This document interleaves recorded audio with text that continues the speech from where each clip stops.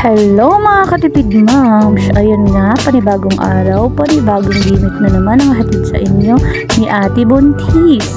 So dahil nga meron akong mga binibenta sa aking mga anik-anik at mga pull out, hindi ko maiwasan talaga na mag-uwi ng mga bagay na gusto ko, lalong-lalo na tong rack organizer na to mga mima.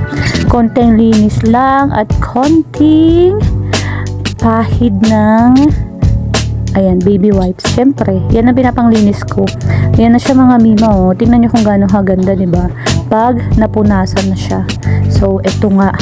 Inuumpisahan ko na naman nga siyang buuin. Sobra po ako natutuwa kasi kahit papano sa mga tinitinda ko ng mga pull-out items at anik-anik, nakakaipon ako ng gamit.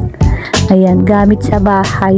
Kahit sa mga Japan surplus mga mima, mga ceramics, mga plato at mga bowls, yan, mga naiuwi ko yung iba. So, ayan, grabe, sobra akong natutuwa dahil ito nga yung kinalabasan ng item na nakuha ko.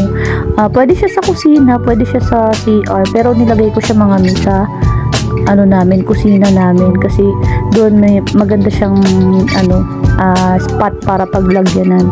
So ayan nga mga madam, sobrang ganda. Natutuwa ako kasi nakakaipon ako ng mga bagay na hindi ko nabibili online. Tapos nakakamura pa ako. So ayan na nga siya mga mima. Pasensya na kayo sa kalat ng bahay kasi hindi pa ako nakakapaglinis niyan. Ayan na, 'di ba? Konting linis lang. Sapul na.